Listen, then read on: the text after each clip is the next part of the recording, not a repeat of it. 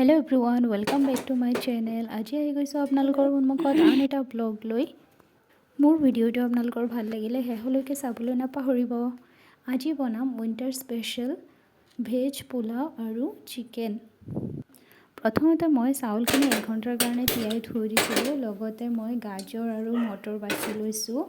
লগতে পিয়াজখিনি কাটি লৈছোঁ আৰু এইফালে গেছটো জ্বলাই দি পেলাই কুকাৰটো ধুনীয়াকৈ ধুই পেলাই কুকাৰটো বহাই কুকাৰটো গৰম হৈ গ'লে তাৰপিছত মই দি দিলোঁ ইয়াত ৰিফাইন তেল দিয়াৰ পিছত মই ইয়াত কাটি থোৱা পিঁয়াজখিনি দি দিলোঁ। এতিয়া পিঁয়াজখিনি ধুনীয়াকৈ লৰাই থাকিম যেতিয়ালৈকে গোল্ডেন ব্ৰাউন হৈ নাযায়। মই কিহেৰে লৰাই আছোঁ সেইটো বাঁহৰ কাঠি। আপোনালোকে এনেকৈ বাঁহৰ কাঠি বনাই লয়নে?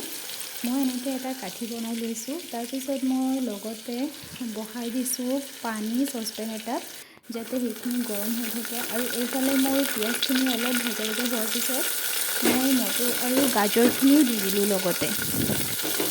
এতিয়া গাজৰ আৰু মটৰ ধুনীয়াকৈ পিঁয়াজৰ লগত অলপ টাইম ভাজি ল'ম অলপ নিমখ দি পেলাই। এতিয়া গোটেইখিনি অলপ ৰঙচুৱা হোৱালৈকে ভাজি থাকিম। ভজাৰ পিছত যেতিয়া দেখিম পিঁয়াজখিনি গোল্ডেন ব্ৰাউন হৈ গৈছে তেতিয়া মই ইয়াত যিখিনি চাউল বাকি থৈছিলোঁ সেই চাউলখিনি ধুনীয়াকৈ ইয়াত দি দিম। এয়া মই গোটেইখিনি চাউল দি দিলোঁ। এতিয়া চাউলখিনি ধুনীয়াকৈ ভাজি থাকিম। চাউলখিনি পানী নিদিয়াকৈ অলপ টাইম ভাজিব লাগিব।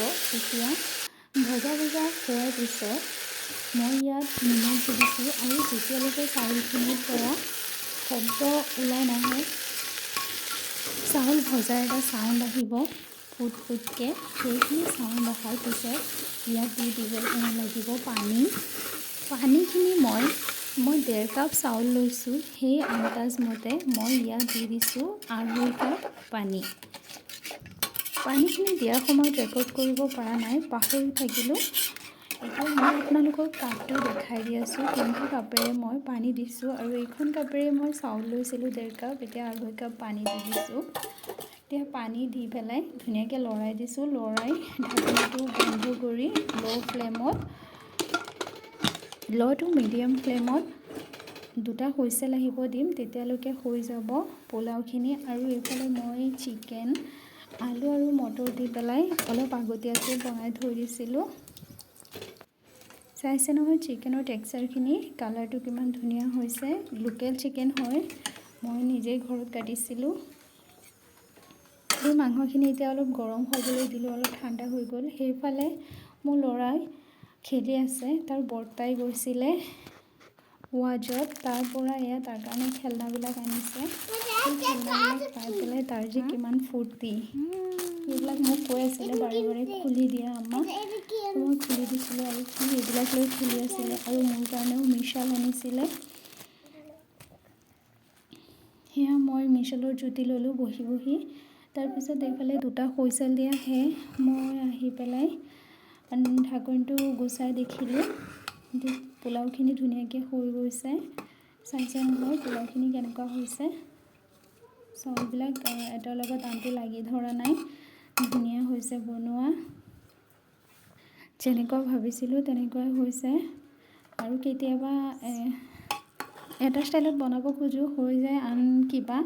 আজি কিন্তু যেনেকৈ বনাব খুজিছিলোঁ তেনেকুৱাই হৈছে। এতিয়া মই পোলাওখিনি ধুনীয়াকৈ হটকেছ এটাত বাঢ়ি থৈ দিম মোৰ হাজবেণ্ড অহালৈকে।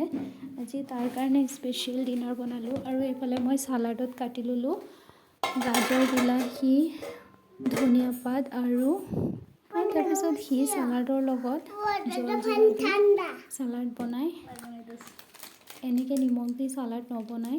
মই এটা কেঁচা জলকীয়াও কাটি দিছিলোঁ অলপ জ্বলা হ'বলৈ, খুবেই ভাল লাগে। সি ইমান ধুনীয়াকৈ চালাড বনাব পাৰে।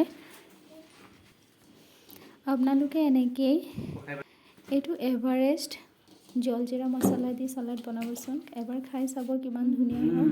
তাৰপিছত এয়া বাপেক পুতেক বহিল একেলগে আৰু ডিনাৰ এনজয় কৰিলে পোলাওৰ লগত local chicken. Bye bye, thank U.